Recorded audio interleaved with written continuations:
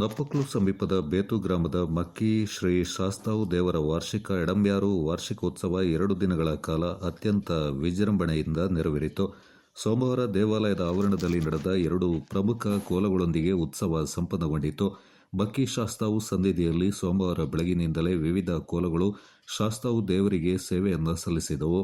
ಬೆಳಿಗ್ಗೆ ಅಜ್ಜಪ್ಪ ಕೋಲ ಹಾಗೂ ಮಧ್ಯಾಹ್ನ ವಿಷ್ಣುಮೂರ್ತಿ ಕೋಲ ಮೇಲೇರಿಗಳು ತಮ್ಮ ಸಾಂಪ್ರದಾಯಿಕ ವೇಷಭೂಷಣಗಳೊಂದಿಗೆ ಗಮನ ಸೆಳೆದವು.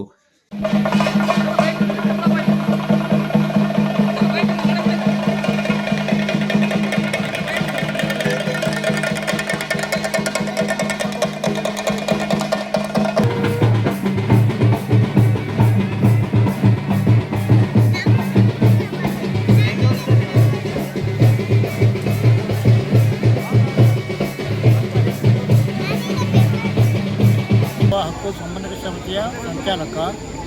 ಈ ಒಂದು ಮಕ್ಕಿ ದೇವರ ಹಬ್ಬ ಹಲವಾರು ವರ್ಷಗಳಿಂದ ನಡೆದು ಬರ್ತಾ ಇರೋದು ಎಲ್ಲರ ಗಮನಕ್ಕೆ ಗೊತ್ತಿದೆ.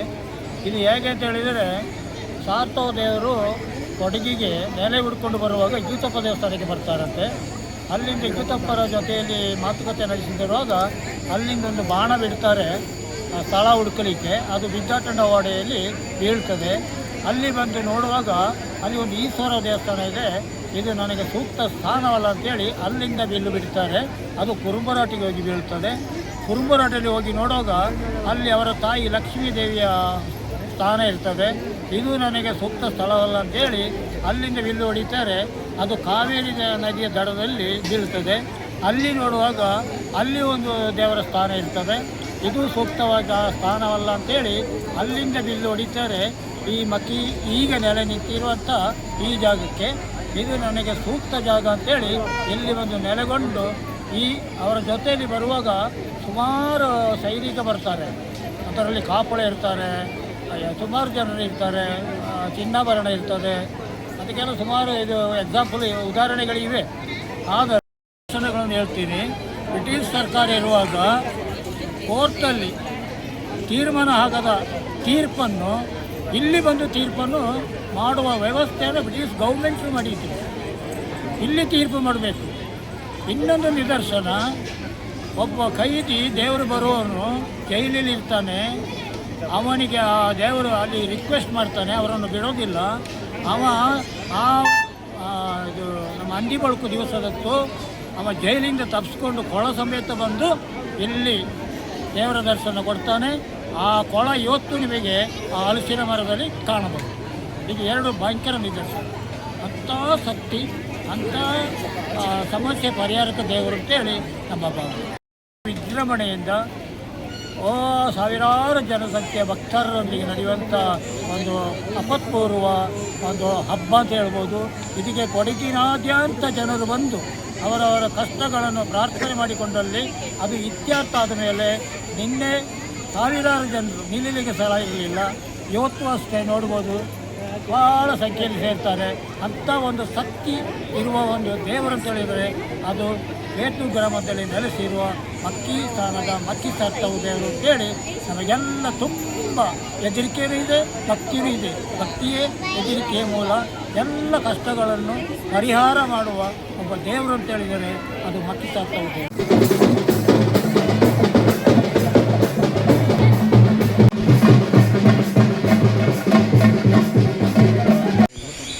ವರ್ಷಕ್ಕೊಂದ್ಸಲಿ ಈ ಎಡಮಿಯಾರ ತಿಂಗಳಲ್ಲಿ ಮಕ್ಕಿ ಶಾಸ್ತಾವೀಶ್ವರನ ದೊಡ್ಡ ಹಬ್ಬ ನಡೆಯುತ್ತೆ.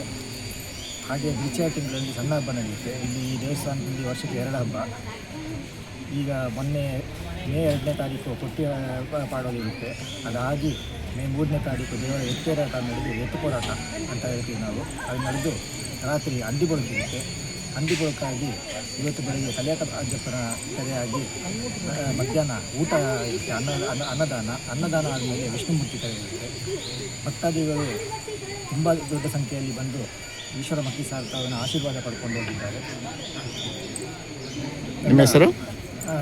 ನಾನು ಇಲ್ಲಿನ ಕಾವುಕಾರನ ಕೆಲಸ ಮಾಡ್ತಾ ಇದ್ದೀನಿ. ಮೊನ್ನಪ್ಪ ಅಂತ ಕೊಂಡಿಗ ದೇವತಕ್ಕಳು ಅಪ್ಪಯ್ಯ ಕಾಳಿಂದ ಅಪ್ಪಯ್ಯ. ಈ ಸಂದರ್ಭ ಅಧಿಕ ಸಂಖ್ಯೆಯಲ್ಲಿ ಉತ್ಸವದಲ್ಲಿ ಪಾಲ್ಗೊಂಡ ಕಾರ್ಯಕ್ರಮವನ್ನು ವೀಕ್ಷಿಸಿದ ಭಕ್ತರಿಂದ ದೇವರಿಗೆ ವಿವಿಧ ರೀತಿಯ ಹರಕೆ ಕಾಣಿಕೆ ಸಮರ್ಪಿಸಿ ಪ್ರಸಾದ ಸ್ವೀಕರಿಸುವುದರೊಂದಿಗೆ ಕೃತಾರ್ಥ ಭಾವವನ್ನು ಹೊಂದಿದ್ರು. ಉತ್ಸವಕ್ಕೆ ಆಗಮಿಸಿದ ಭಕ್ತರಿಗೆ ಅನ್ನದಾನವೊಂದ ಏರ್ಪಡಿಸಲಾಗಿತ್ತು. ಅಪರಾಹ್ನ ಜರುಗಿದ ವಿಷ್ಣುಮೂರ್ತಿ ಕೋಲವೊಂದ ಭಕ್ತರು ಭಯಭಕ್ತಿಯಿಂದ ವೀಕ್ಷಿಸಿ ತನ್ಮಯರಾದರು.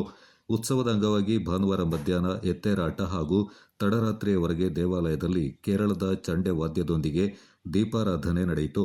ಈ ಸಂದರ್ಭ ದೇವಾಲಯದ ಆಡಳಿತ ಮಂಡಳಿ ಪದಾಧಿಕಾರಿಗಳು, ತಕ್ಕ ಮುಖ್ಯಸ್ಥರು ಹಾಗೂ ಊರ ಪರವೂರಿನ ಭಕ್ತಾದಿಗಳು ಶ್ರದ್ಧಾ ಭಕ್ತಿಯಿಂದ ಪಾಲ್ಗೊಂಡಿದ್ದರು. ತಂಡ ರಮೇಶ್ ಚಂದ್ರಪ್ಪ. ಇದು ಈಗ ಭಕ್ತಿ ಸಾರ್ಥಕ ಸಂವಿಧಾನ ಹಬ್ಬ ನಡೀತಾ ಇದೆ. ಮೇ 3-4 ಮಾಮೂಲಾಗಿ ಹಬ್ಬ ನಡೀತಿದೆ. ಇದರ ಇತಿಹಾಸ ಎಂದರೆ ನಮ್ಮಲ್ಲಿಂದ ಆರಂಭವಾಗ್ತದೆ. ಈ ಸ್ಥಾನದಲ್ಲಿ ನೆಲೆ ತೆಗೆಯುವ ಮೊದಲು ಬಂದ ದಾರಿಯಲ್ಲಿ ನಮ್ಮ ಈಗ ನಾಡು ಬಂದೇನಿದೆ ಅದು ಸಿಗ್ತದೆ. ಅಲ್ಲಿ ಬಂದು ಇಲ್ಲಿ ನಮ್ಮ ಹಿರಿಯರೊಬ್ಬರಿಗೆ ಆಗ ಬಾಲಕ ಅವರು ಅವರಿಗೆ ದರ್ಶನ ಕೊಟ್ಟು ಮಾತಾಡ್ತಾರೆ. ನನಗೆ ಸ್ವಲ್ಪ ಹಾಲು ಬೇಕು, ಬಾಳೆಹಣ್ಣು ಬೇಕು ಅಂತ. ಅವರು ಎಲ್ಲಾದರೂ ಹೋಗಿ ನೋಡು ಮನೆಯಲ್ಲಿ ಹೇಳ್ತಾರೆ. ಮನೆಯಲ್ಲಿ ನೋಡು ಸಿಗ್ತದೆ. ಅವರಿಗೆ ಸಾಕ್ಷಾತ್ ದೇವರೇ ಬಂದದ್ದು ಗೊತ್ತಾಗಿ ಕಾಲಿಗೆ ಬಿದ್ದು ಕೇಳ್ಬೋದು, ನೀವು ಯಾರು ಅಂತ. ಆಗ ಅವರಿಗೆ ಪರಿಚಯ ಹೇಳಿಕೊಂಡು ಅವರ ಜೊತೆಯಲ್ಲಿ ನಂತರದ ಮುಂದಕ್ಕೆ ಅವರಿಗೆ ಅದು ಗದ್ದೆ ಅವಧಿಯಾದ ಕಾರಣ ಆ ಜಾಗ ಇಷ್ಟ ಆಗೋದಿಲ್ಲ.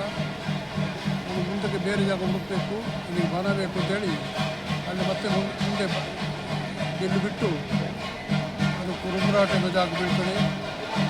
ಅಲ್ಲಿ ಅವರಿಗೆ ಇಷ್ಟ ಆದರೆ ನಂತರ ಮುಂದೆ ಬಿಟ್ಟು ಇಲ್ಲಿ ಹೊಳೆ ಬದಿಯಲ್ಲಿ ಬೀಳ್ತದೆ. ನಂತರ ವಾಪಸ್ ಬಿಡ್ತಾರೆ. ಅದು ಈಗ ನೆಲೆ ನಿಂತ ಭಕ್ತಿ ಸಾರ್ಥಕ ದೇವಸ್ಥಾನ ದೇವರ ಸನ್ನಿಧಾನ. Kodagu channel news Duggala Sadananda Napoklu.